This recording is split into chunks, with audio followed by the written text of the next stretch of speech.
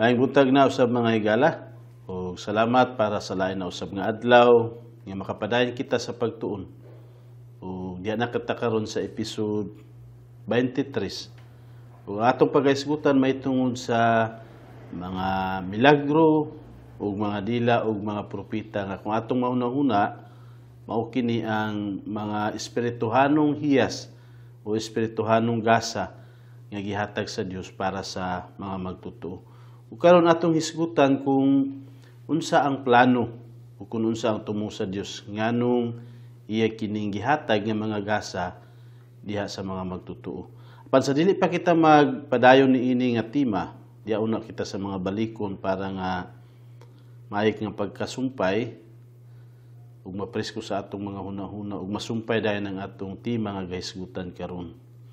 Na mga igsoon ay mao nato ang may tungod sa pagsangyaw sa kaluwasan ngadto sa mga Hudiyo sa miagi nga mga episode. Nasayra nato nga nakaabot na ang kaluwasan ngadto sa mga Hudiyo ug ngadto pud sa mga Samarianhon. Sibo sahan ay nga gitugon ni Hesus sa iyang mga apostoli sa panahon nga wala pa siya mibalik sa langit. Ug nasugdan na usab ang pagsangyaw sa kaluwasan ngadto sa mga Hintil. Una, gisangyawan ni Felipe ang eunuko dito sa dalan o sa Awaaw dito sa Gaza. Dayon gisangyawan ni Pedro ang pamilya ni Cornelio. Ug sunod gisangyawan ang mga Hintil dito sa Antioquia nga sakop sa Syria. Kung atong mahuna-huna, daghan na usab ang mga Hintil nga nakasulod diha sa iglesia pinaagi sa daang plano sa Dios nga ang mga Hintil apil di ay sila sa kaluwasan. Ug atong nahimbawan nga sulod sa usa ka tuig, gitudluan ug giagak ni Bernabe ug ni Saulo ang bag-ong mga naluwas sa Antioquia. Sumala sa atong nasayran sa miagi natong pagtuon nga si Saulo gipangita ni Bernabe tungod kay nakita niya o nasusi niya nga didto sa Antioquia daghan ang mga Griego nga nagtuo ngadto kang Hesus. Busa giatuan niya si Saulo nga kung atong mahuna-huna dito sa Tarsus adto nga panahona o gani isa ka tuig ang ilang panag-uban para sa pag-agak sa mga naluwas dito sa Antioquia. Ug mga igsuon nakatuon usab kita may tungod sa pagpatay ni Hari Herodes kang apostol Santiago. Ug mao kini ang una nga apostoles nga gipatay pinaagi sa espada. Wala inong kita makabalo kung unsa nga pamaagi, gitigbas ba, giputlan ba og ulo, basta kay pinaagi sa espada, gipapatay siya ni Hari Herodes. Ug kini nga mga panghitabo nga nahitabo kang Santiago, nakapalipay kini sa mga Hudiyo. Ug gipadakop usab niya si Pedro, kay gusto niya nga isunod sa sunod nga mga adlaw ug wa ta makabalo kung unsa ang iyang buhaton basta kay ang plano niya nga kini nga mga apostoles nga gawaliha may tungod kang Hesus galutuson o gani hangtod sa kamatayon kung mahimo. Kay gusto niya nga malipay gid ang mga Hudiyo. Sa ato pa gipadakop usab niya si Pedro apan nagsugo ang Ginoo sa anghel nga nagpagawas kang Pedro gikan sa bilangguan. Yani atong masusi ug atong nahibaluan sa miagi nga hugot gid ang mga bantay gikadina sa mga kamot ug sa mga tiil ni Pedro. Ug gani nasayra nato nga adunay upat ka grupo sa mga sundalo kay gipabantayan pag-ayo si Pedro nga dili gid makagawas gikan sa bilangguan. Panang atong nasayran pinaagi sa anghel na nga puhas ang mga kadina ug bisan gani ang mga gabantay nga mga Romano wala sila makakita o wala sila makabantay nga nakagawas na si Pedro. Ug sa wala na makita si Pedro tungod sa nahitabo, gipapatay ni Herodes ang 16 ka buok nga mga sundalo nga nagbantay kaniya. Ug dugang pa naibalo kita sa kamatayon ni Herodes nga gihampak kaniya sa usa ka anghel sa Ginoo tungod sa iyang pagpataas ug pagdawat sa daig sa mga taga-Sidon. Atong nahinumduman nga sa kamulo siya ga diskurso ang mga tawo naninggit nga dili tingog sa tao, kundili tingog sa Dios ang gasulti kuno sa ilang atubangan. Ug tungod niini nga wala niya badlunga ang mga tao ug mas giganahan siya ug mas gidawat niya ang mga pagdaig sa taga Sidon nga para unta sa Ginoo busa gipatay siya sa Ginoo. Mga igsuon, ang Dios mo'y nagbalo sa tanan nga mga dautan nga gibuhat ni Herodes ngadto sa iglesia. Ug dautan ang iyang kamatayon kay gikaon siya sa ulod. Ug gani pa sigun sa mga record sa mga magtutuo sa daan niya mga panahon, 5 ka adlaw ang pag-antos ni Herodes nga ang iyang lawas gikaon sa mga ulod. Usa kuyaw ang iyang kamatayon. Ug nahibalo usab kita sa miaging episode nga pagkahuman ni ining tanan nga hitabua. Kining una nato nga gihisgutan, may pauli si Bernabe ug si Saulo sa Antioquia gikan sa Jerusalem ug giuban nila si Juan Marcos nga anak ni Maria. Ug kini si Juan Marcos ig-agaw usab ni Bernabe nga nahimo nga kauban ni Pablo sa iyang panaw. Ug nahibalo kita nga si Juan Marcos ang gigamit sa Dios sa pagsulat sa bahin sa Biblia nga ginganlan og Marcos. Ato pa dili lang kay nakauban siya sa pagmisyon kung dili bisan sa bahin sa Biblia aduna siya gisulat nga gigamit siya sa Ginoo para nga masayod kita sa uban pagi niya kinabuhi ni Jesus. Karon nga episode mga igsuon, nasa kitay dalikyatan nga dugang pagtuon. May tungod sa mga milagro, may tungod sa pagsulti og mga dila, ug may tungod sa mga propeta. Kay kung atong masusi, daghan nga mga pundok sa ato nga panahon karon ang mas gipaka-importante nila ang pagtan-aw sa mga milagro, ang pagpangandoy sa mga milagro, bisan ang pagsulti sa mga dila, o bisan sa mga propeta. Ang pagpanagna para sa ila mas gipaka-importante ug mo'y ilang gabasihan nga gikonsadan ka sa balaan niya espiritu. Ug karon ato kining hisigutan para nga mas matin-awan kita sa kun unsa ang tumong sa Dios nganong gihatag niya kini nga mga gasa sa panahon dinhi sa mga buhat. May tungod sa mga milagro ug mga kahibulungan, nakatuon naman kita may tungod sa daghan kayong mga masakiton nga giayo sa Ginoo pinaagi kang Pedro. Ug dili lang kang Pedro, bisan sa uban niya mga apostoles, naa sila'y gahom sa pagpang-ayo sa daghan nga mga masakiton. Gani, ang tanang mga masakiton nga igo rang nalandungan sa anino ni Pedro, nangaayo silang tanan. Silang tanan, tanan gayud nga ilang giulian, tanan man nangaayo. Gibanhaw gani ni Pedro ang usa ka babay nga namatay didto sa Lida nga ginganlan og Tabita. Gibanhaw man niya pinaagi sa milagro ug kahibulungan kini nga mga panghitabo. Karon nga atong panahon mga igsuon, wala gay tawo nga naay espirituhanong gasa sa pag-ayo sa mga masakiton nga sama kang Pedro ug sa uban pa nga mga apostoles.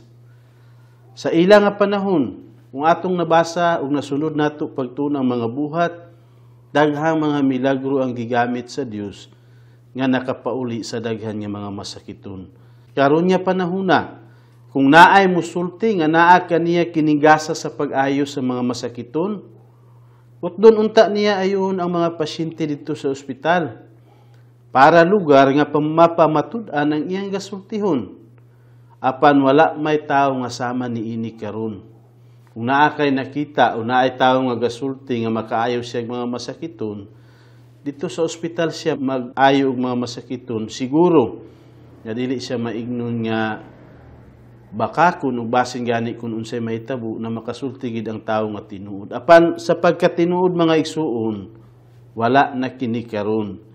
Mismo silang Pedro nagpasabot nga matapos ang mga milagro, kay sa ilang pag-ampo pagkahuman sila dakupa ug hulugaa si Pedro ug si Juan, giisgutan nila kini. Basahon nato kini nga mga bersikulo para atong mahuna-huna pag-ayo kung unsa ang ilang ampo ngadto sa Dios sa panahon nga human sila makagawas gikan sa pag-imbestigara kanila. Diya sa mga buhat, Kapitulo 4, versikulo 29 hangtod sa 30.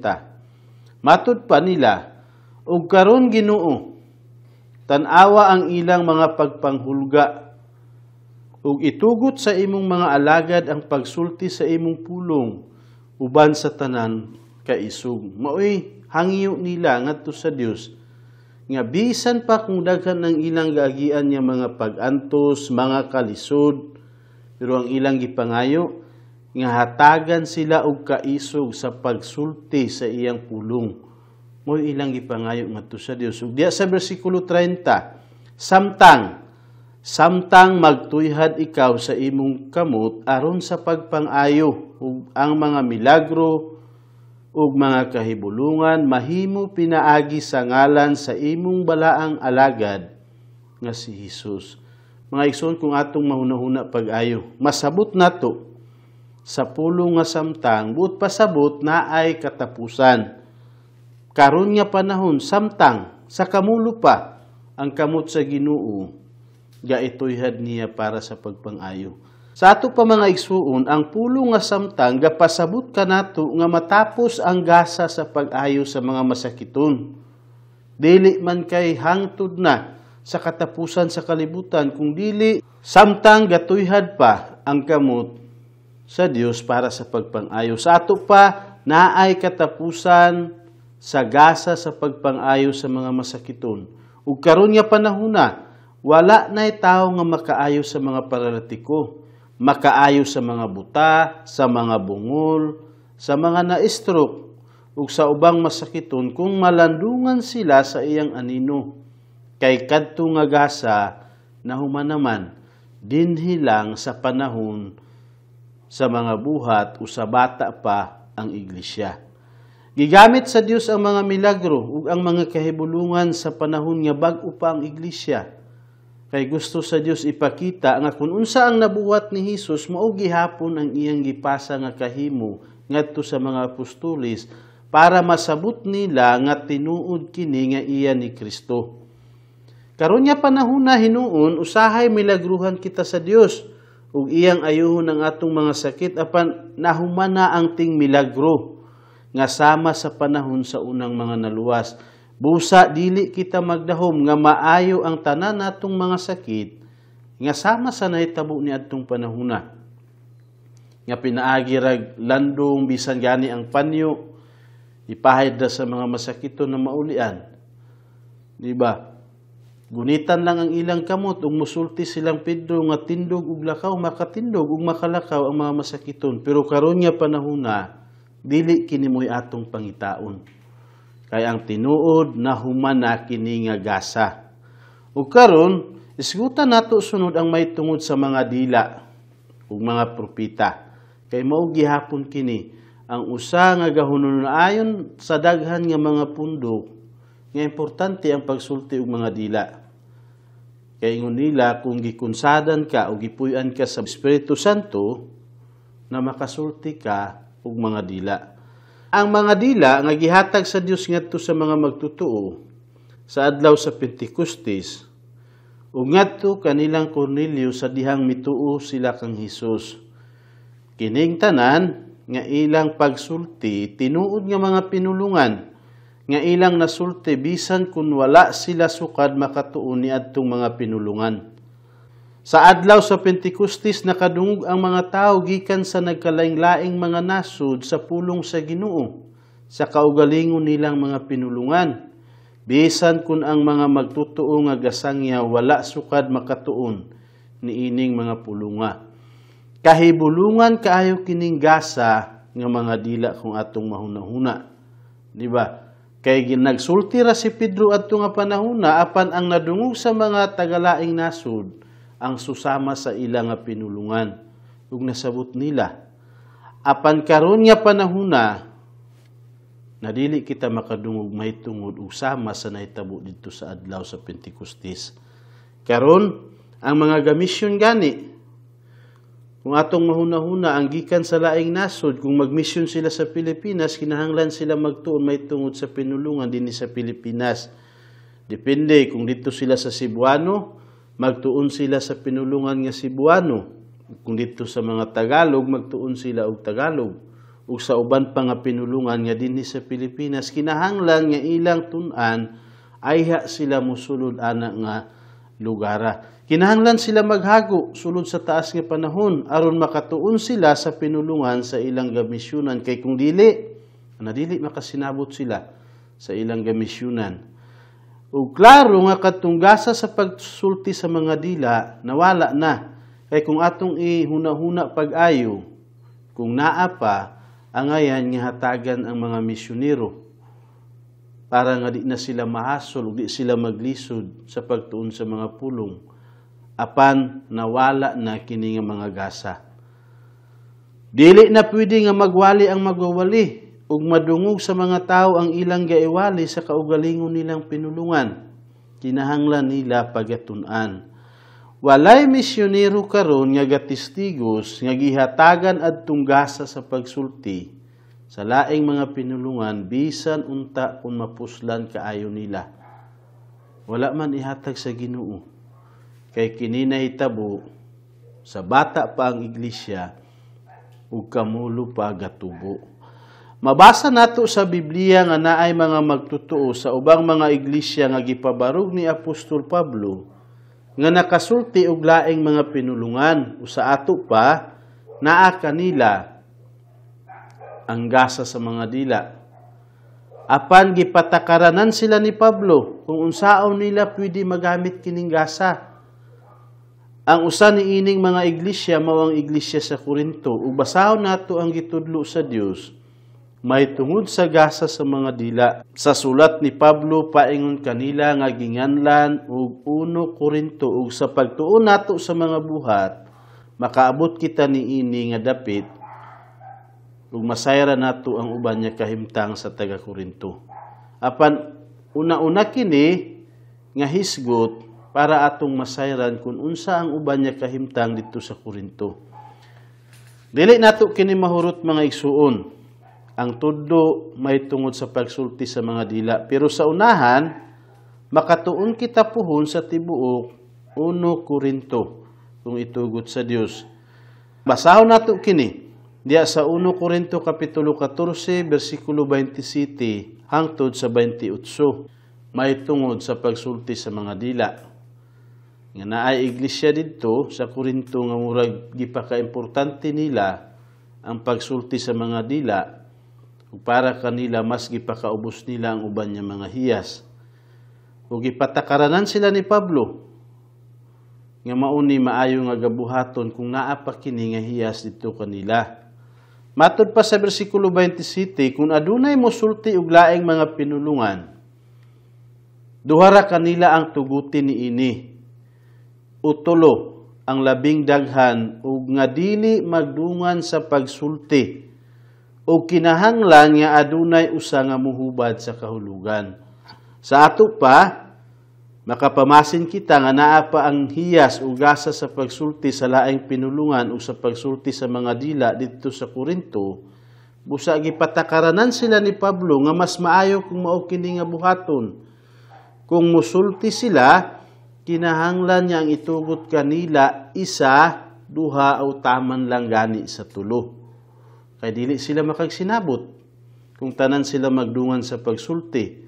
Ug ang usa pa, gipasabot ni Pablo kanila nga kung naay makasulti sa mga dila o sa laing pinulungan, kinahanglan nga naay makahubad sa kahulugan niini. Sa ato pa, duha lugar ang gipasabot ni Pablo dinhi. Na ang pagsulti sa mga dila ug naasad ang paghubad sa kahulugan niini para masabot sa gapaminaw. Diba? O diya sa bersikulo 28, apan kung wala may makahubad sa kahulugan, pahiluma sila. Anong nagsulti si Pablo niini? Kay dili man mapuslanon. Dili man makapulos o dili makasabot ang gapaminaw. Kung walay makahubad sa kahulugan, bisan pag naay magkasulti sa mga dila, walay pulos. O siguro, nga ang mga magtutuo magkatibulaag ug basin mahimo nga mabahin-bahin sila tungod ni ini nga kahimtang. Balikon ko sa pagbasa, Apan kun wala may makahubad sa kahulugan, pahiluma sila diya sa iglesia ug pasultiha siya ngadto sa iyang kaugalingon ug sa Dios. Sa ato pa, gisultihan ng mga igsuon sa Korinto nya kun adunay musulti og laing mga pinulungan sa panagtigom nila, kutob ra sa tulo ang tugutan sa pagsulti. Dili pwede magsubra og tulo, diba? Dili mahimo nga magdungan sila sa pagsulti kay kinahanglan nya magpuli-puli ra sila aron madungog og insakto.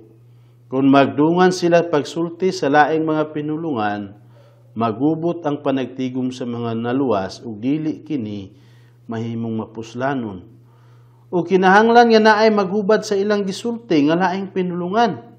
Apan kung walay makahubad niini, kinahanglan maghilumra sila, mo'y sulti ni Pablo sa iyang sulat ngadto kanila. Sa ato pa naay usa ka espirituhanong gasa nga mao ang gasa sa paghubad sa mga dila. Busa kung naay magsulti og laing mga pinulungan, kinahanglan nga hubaron aron masabot sa tanan. Ug kung walay makahubad, gidili ang pagsulti og mga dila. Mga igsuon, adunay mga pundok nga sama niini. Panahon sa ilang panagtigom, tanan sila magsulti.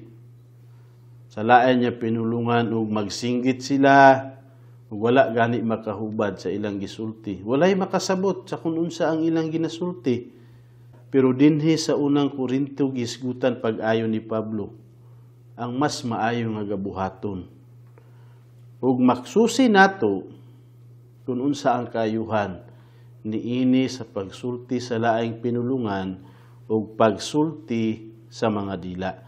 Magpadayon pa kita pagbasa sa pulong sa Ginoo diya sa unang Korinto kapitulo 13 bersikulo 1 hangtod sa 13. Kay gihisgutan pag-ayo kini ni Pablo ang maitungod sa pagsulti sa laing pinulungan, sa propita, sa mga milagro, ug ang kahimtang sa unang Korinto sama sa akong gihisgutan ganina, murag gaapason nila ang mga hiyas nga maklaro ug makita ug ipakaimportante nila ang usagid mo ang pagsulti sa mga dila. Ug gihisgutan pag-ayo ni Pablo ang pinakadako ug pinakalabaw sa tanan nga ang kunon ug kinabuhi sa mga magtutuo dito sa Korinto. Mubasa kita sa bersikulo 1. Matod pa niya, kung magsulti ako og laing mga pinulungan sa mga tao ug sa mga anghel, apan walay gugma, ako usa lamang kasaba nga agong o alingisig nga piyang-piyang.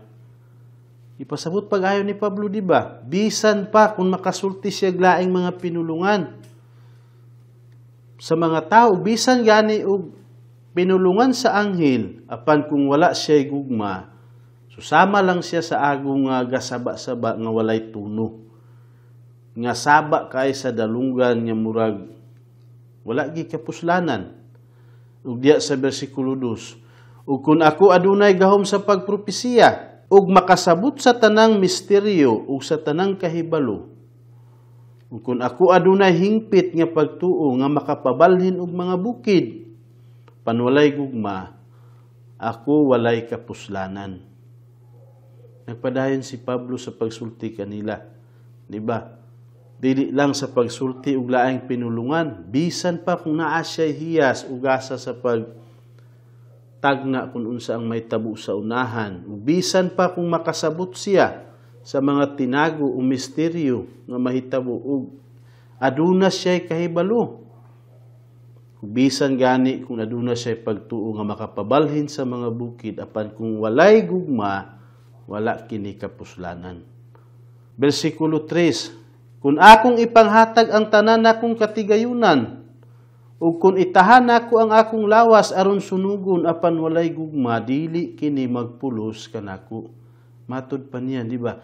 Bisan kung ang iyang lawas ihatag niya para sunugon, ug bisan ang tanan niyang katigayunan ipanghatag niya sa tanan, pero kung walay gugma, ni Pablo, wala kini kapuslanan. Dili kini makapulos kaniya. Matod pa niya. Sa ato pa makita nato gikan sa unang bersikulo hangtod sa 3,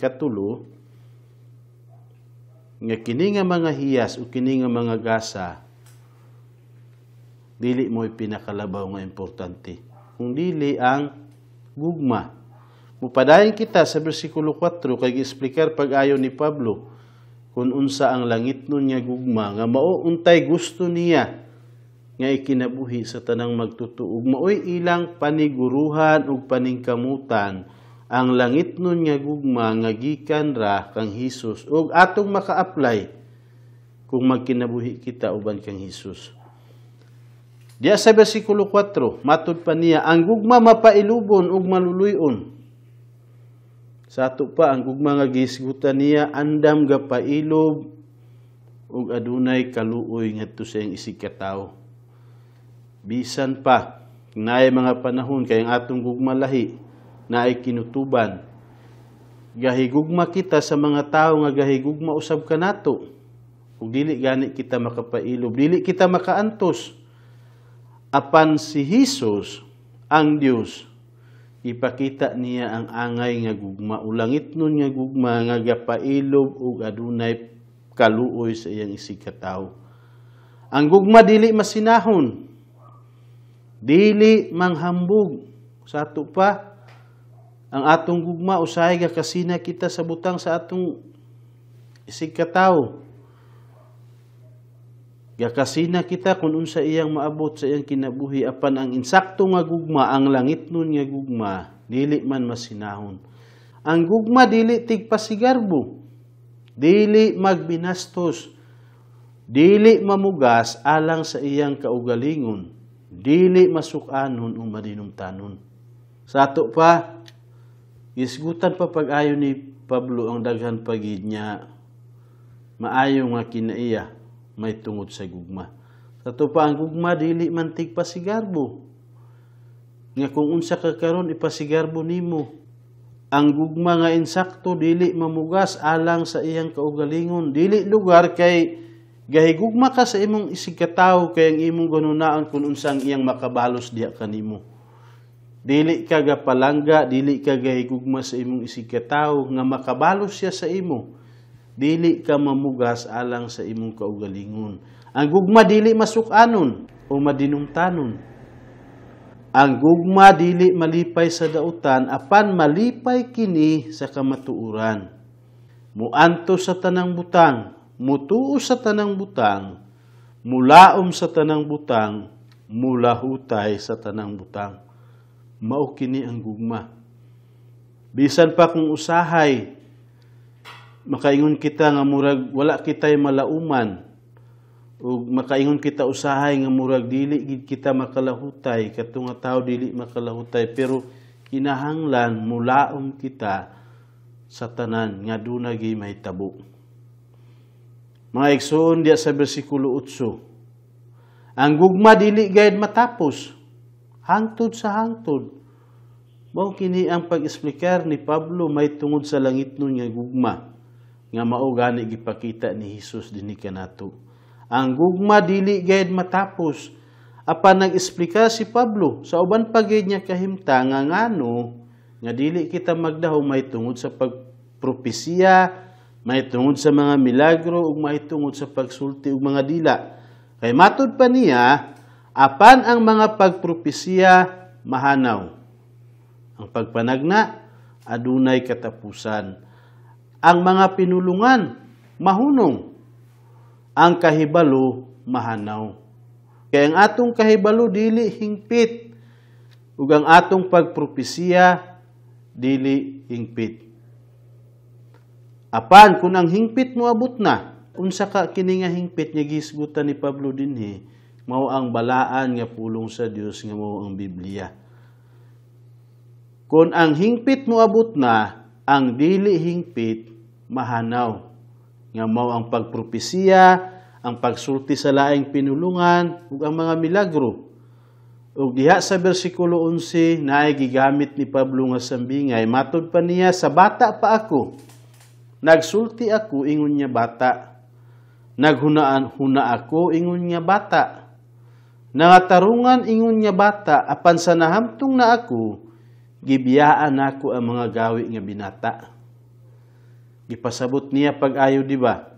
nga kining pagpropesiya ug pagsulti sa laing pinulungan ug mga milagro nahitabo kini sa bata pa ang iglesia nga nagsugo dinhi sa mga buhat ug gani sa pagkahamtong na kinahanglan kini mawala ug gisgutan gani nato kini kining pagpropesiya mahanaw ug ang pagsulti sa pinulungan mahunong. Balik ko na ako, di ba? Sa bata pa ako, nagsulti ako ingon niya bata. Naghuna-huna ako ingon niya bata. Nangatarungan ingon niya bata. Apan sa nahamtong na ako, gibiyaan ako ang mga gawi nga binata. Bersikulo 12, kaysa pagkakaroon, ang atong makita sa salamin, hanap lamang nga panagway. Apan unya sa naung ug naung na. Sa hinarong nga paagi, maklaro gid nato pag-ayo. Sa pagkakaron, bahin lamang ang akong nahibaluan. Apan unya, masabtan ra nako ang tanan. Ingon nga ang tanan kanako nasabtan. Versikulo 13, ug karon magpabilin kining tulo. Ang pagtuo, ang paglaom, ug ang gugma. Apan ang labing dako niini, mao ang gugma. Mga igsoon, nasabot ba nato kini nga gisulti ni Pablo o sulat niya para sa taga-Korinto? Nga ang pagsultig pinulungan, ang pagpropesiya, ang mga milagro, adunay katapusan. Ug karon nga gakahamtong na ang iglesia ug nakaabot na ang hingpit nga balaan nga pulong sa Ginoo nga mao ang Biblia, kining tanan nga mga hiyas nangahanaw na, nangawala na. Kay kumpleto naman ang pulong niya. Nabalik ko nato kini sa paghisgot. Kining bersikulo nga bag-o pa lang nato gibasa. May tungod sa taga-Korinto, basin ang ubang mga igsuon didto nga iglesia, nakatuo nga ang labawng espirituhanong gasa, mao ang gasa sa pagsulti ug laing mga pinulungan. Basin daghang kanila ang misulti sa laing mga pinulungan sa ilang mga tigom. Hangtod nga nakahatag og problema. Busa gipatakaranan sila ni Pablo sa unang Korinto nga kung musulti sila sa laing mga pinulungan sa ilang tigom, dili pwede nga magsubra og tulo. Ug dili mahimo nga magdungan sila ug kinahanglan nga hubaron ang ilang gasultihon para nga masabot ug mahimo nga kaayuhan sa uban nga mga igsuon. Giayo sila tudluin ni Pablo sa 1 Korinto kapitulo 13. Nga mas labaw ang gugma kaysa pagsulti og laing mga pinulungan ug sa ubang mga gasa ug gidasig niya sila sa pagtinguha sa gugma. Labaw ni ining tanan nga hiyas mao ang gugma. Giingnan sila ni Pablo nga bisan kung makasulti sila sa laing mga pinulungan, apan kung wala sila'y gugma, walay bili ang ilang gasa nga makasulti sa laing mga pinulungan. Kung wala sila'y gugma ug makasulti sila sa laing mga pinulungan, bisan kung makasulti sila sa pinulungan sa mga anghel, sama ra sila sa saba nga agong. Ug bisan ang gasa sa pagkapropita, kung naay makapropesiya ug makasabot sa mga misteryo ug sa tanang kahibalo, apan walay gugma, wala kini kapuslanan. Matod pa ni Pablo ngadto kanila. Ug bisan kung ihatag sa tao ang tanan niyang katigayunan, ug bisan kung itahan niya ang iyang lawas para sunugon, alang kang Hesus, apan wala siya'y gugma, wala siya'y maginansya, niining tanan nga iyang gibuhat. Mga igsuon, masusi ug makita nato nga labaw sa tanan nga hiyas ug labaw sa tanan nga gasa, espirituhanong gasa mao ang gugma. Gitudluan sila ni Pablo kung unsa ang gugma ug ang 1 Korinto kapitulo 13 maoy ilado kaayo sa tibuok nga Biblia. Kinila nga kapitulo nga gahisgot may tungod sa gugma. Ug kini nga gugma, langitnon nga gugma nga ayha pa maato kung mulakaw kita kauban ni Hesus ug mismo si Hesus maoy maghigugma pinaagi kanato. Maoy mabati sa tao nga atong gahigugmaon kung ato kining gamiton o kung ato kining i-apply sa atong pagkinabuhi dinhi nga kalibutan. Mismo si Jesus mo ilang mabati nga gayugma kanila. Kining gugma gikan kang Jesus ug ato kining kinahanglanon kaayo. Ug kinira ang tinuod ug mapadayunon nga gugma. Kay kung atong itandi ang atong gugma nga kalibutanon, dako gid kaayo nga kalahian. Kay ang atong nahibaluan, ang gugma nato sa atong isig katawo na ay katamanan. Gahigugma kita sa mga tao nga makabalos ra usab sa atong paghigugma kanila. Pero ang langit nun niya gugma lahi man nga mo'y atong nakita sa kinabuhi ni Jesus. Ang tinuod nga gugma mapailubon. Gahigugma bisan kung dili gahigugmaon. Ug dili mo surrender sa paghigugma. Bisan pa kung dili siya gahigugmaon na sige lang gapadayon siya paghigugma sama kang Jesus. Ang tinuod nga gugma maluluyon bisan kung gapasakitan. Maluluyon gihapon ug dili siya gusto nga naay moabot sa iyang isig katawo nga mga lisod. Kay aduna siya kaluoy, mo'y insakto og langit nun nga gugma. Ang tinuod nga gugma, ang langit nun nga gugma dili masinahon. Malipay kung mapanalanginan ang iyang isig katawo ug dili masina sa mga butang o kahimtang sa uban. Gapasalamat tinuon siya nga kato nga igsuon gipanalanginan ug naa siya adto nga butang. Pero dili man masinahon. Ang langit nun nga gugma o ang tinuod nga gugma dili maghambog ug dili tigpasigarbo. Dili puno ang iyang kasing-kasing sa iya ra nga kaugalingon. Ang langit nun nga gugma dili magbinastos. Ang langit nun nga gugma dili mamugas alang sa iyang kaugalingon apan manggihatagon siya. Gapagiya siya sa Dios ug gapanghatag. Bisan kung supak unta sa iyang kaugalingon gusto. Kaya kita nga mga tao murag mga hangulta, dalo, pero ang langit nun niya gugma, bisan kung ultimo, maumao lang ang nasa imuha, ihatag nimo.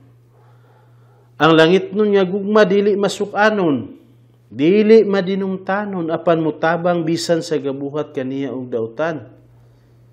Sama sa gisulti ni Jesus, sigugmaon nato ang atong kaaway, mao ang langit nun niya gugma. Iyang gapanason ang mga dumot gikan sa iyang kasing-kasing, gapugong siya sa iyang kasuko. Ang langit nun niya gugma dili malipay sa dautan. Gabansayon niya ang iyang kaugalingon sa dili pagbuhat og dautan, ug pabarog niya ang iyang kinabuhi diha sa kamatuoran.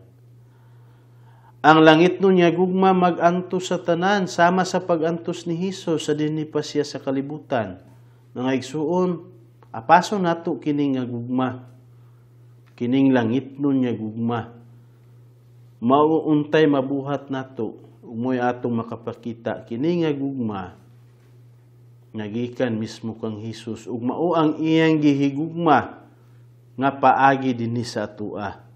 Ang langit nun nga gugma dili mawad-an og pagtuo ug paglaom alang sa iyang isig katawo. Bisan ang tao nga sigig kabagsak, dili buhion sa gugma. Hangtod nga naay buhaton sa Dios, nga makabag-o kaniya.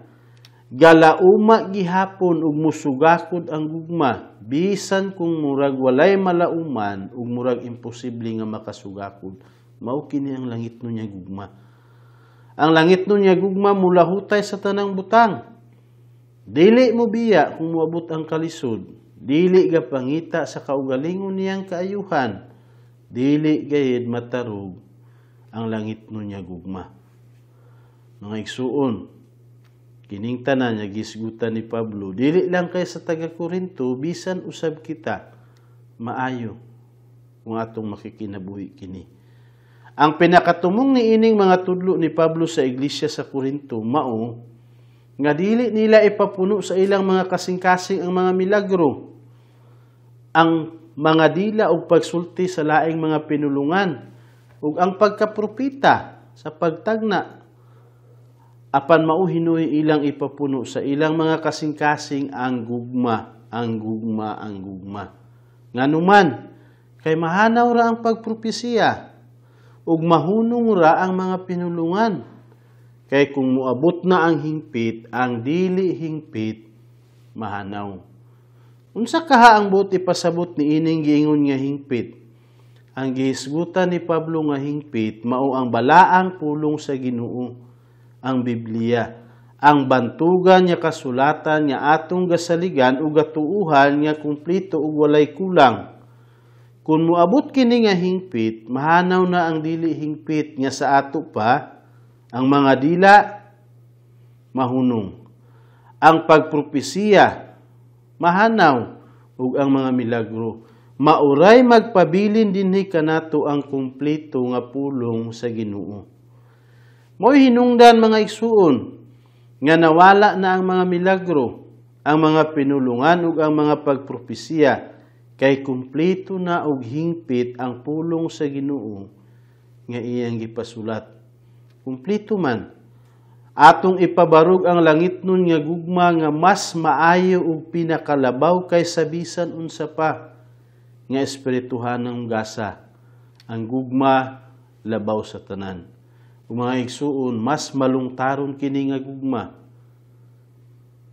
Bisan pa unsa nga mga hiyas ang naasulod sa iglesia, pero kung walay gugma, makita nato nga dili gani mahamtong ug dili mulig-on ang iglesia. Dili kita mangandoy sa mga pagpropesiya, pagsulti og mga dila ug mga milagro. Panganduyo nato nga motubo kita diha sa langit nun nga gugma, ug kung makatubo kita niini, makadahom kita nga ang lawas ni Kristo mulungtad ug malahutayon nga makasugakod sa bisan unsa nga maagiyan pa. Ug apadayon si Pablo sa pagsulti. Ug naay sambingay gagigamit niya sa pag-esplikar mahitungod sa mga espirituhanong mga gasa nga nawala na. Pinaagi sa sambingay, iya silang gipakasama sa iyang pagkabata. Nga sa bata pa siya, nagsulti siya ingon niya bata. Naghuna-huna siya ingon niya bata. Apan sa hamtong na siya, gibiyaan niya ang mga gawi nga binata. Nakasabot na siya. Katong mga gabuhaton pa sa mga bata, muoy mahitabo. Ug miprangka si Pablo nga nahanaw na ang uban, ug karon nagpabilin kining tulo ang pagtuo, ang paglaom, ang gugma. Apan ang labing dako niini mao ang gugma. Wala man nagpabilin ang pagpropesiya, ang pagsulti og mga dila ug ang mga milagro. Mga igsuon, kung ipabarog nato ang gugma sa atong mga kinabuhi, mutubo gayud kita diya kang Hesus ug mapuslan ni Hesus ang atong mga kinabuhi. Ug dugang pa, naay mga tao, makita nato sa atong mga komunidad, naay mga tao nga insakto gid ang ilang pagtuo may tungod kang Hesus ug nakasabot sila pag-ayo sa tanang gibuhat ni Hesus aron maluwas kita. Makasulti sila nga si Hesus nagantos nagpalansang diya sa krus. Apan sayop ang ilang pagtuo may tungod sa espirituhanong mga gasa. Kaya ang ilang paghuna-huna, bisan kung ilan ang nabasa diya sa Biblia nga wala na karon ang mga milagro, nga sama sa gibuhat nilang Pedro, gatuo gihapon sila nga naay gasa sa pagbuhat og milagro. Ug bisan kung makabasa sila may tungod sa pagkawala sa pagsulti sa laing mga pinulungan ug sa pagpropesiya, gatuo gihapon sila nga naay gasa sa pagpropesiya o gasa sa mga dila. Mga igsuon, kung makaila ka, niini nga igsuon, nakita nimo nga sayop ang ilang doktrina mahitungod sa mga espirituhanong mga gasa, higugmaa gihapon sila sa langit nun nga gugma, apan ayaw padala sa ilang sayop nga mga doktrina nga murag dili gid makatabang kung atong masabot kining tanan nahitabo sa bata pa ang iglesia.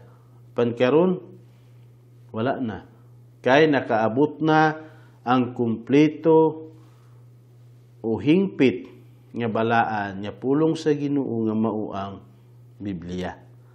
Mga igsoon, agi sa pagtapos, diya sa inyong mga balay, palihog basahan ninyo, uban sa imong pamilya, ang tibuo kapitulo sa 1 Corinto kapitulo 13, nga naghisgot mahitungod sa gugma. O basin, malamdagan ka, o maglawmpagid ang imong pagtuon mahitungod ni ini nga gugma.